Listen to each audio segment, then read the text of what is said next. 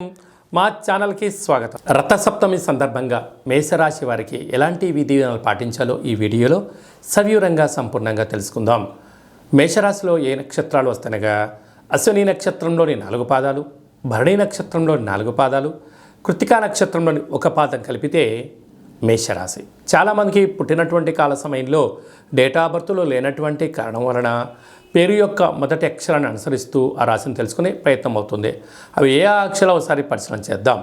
చు, చే, చో, లా, లీ, లు, లే, లో, ఆ అక్షరాల వారందరూ కూడా మేషరాశి జాతకులే.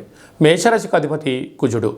ఈ రథసప్తమి సందర్భంగా రాశాధిపతి కుజుడు అవ్వడం వలన విశేషంగా సూర్యభగవానునికి ఎరుపు ఒత్తులతో దీపం పెట్టడం, ఎరుపు వస్త్రాలు ధరింపచేసుకోవడం, గోధుమలతో కూడుకున్న ఆహారాన్ని, చక్కెర పొంగలని సూర్యనారాయణునికి ఆహారంగా నైవేద్యంగా ఏర్పాటు చేసి భక్తులకు ప్రసాదంగా పంచడం వలన సంపూర్ణ ఆయురారోగ్యాలు, భూమికి సంబంధించిన వివాదాలు తొలగిపోతాయని చెప్పి గమనించాలి.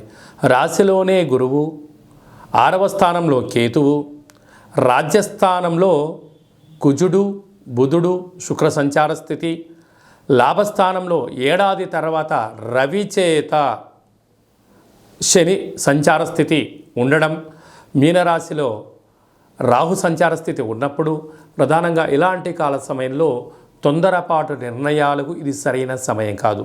వృత్తులలో, ఉద్యోగాల్లో, వ్యాపారాలలో స్వల్పమైనటువంటి ఆటంకాలు ఉండినను మనోధైర్యంగా ఉండగలిగినట్లయితే మౌనం ఆరోగ్యం అన్నట్టుగా ఇలాంటి కాల సమయంలో మౌనమే మీకు ఆరోగ్యము, ధ్యానమే ప్రశాంతత, దానమే మీకు అదృష్టము, యోగాన్ని కలిగిస్తుందని చెప్పి గమనించాలి.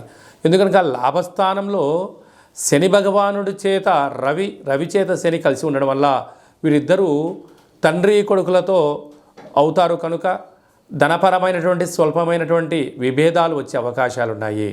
కనుక ఫిబ్రవరి ద్వితీయార్థంలో, తృతీయార్థంలో వీరికి ప్రభుత్వ ఉద్యోగ ప్రయత్నం చేసేవారికి చాలా యోగదాయకం. కనుక ప్రభుత్వ అధికారులతో కానీ, బంధువులతో కానీ, మిత్రులతో కానీ, స్నేహితులతో కానీ వాగ్వివాదాలకు దూరంగా ఉండండి. ఎదుటి వ్యక్తులు ఏదైనా చెప్తే వినే ప్రయత్నం చేయండి.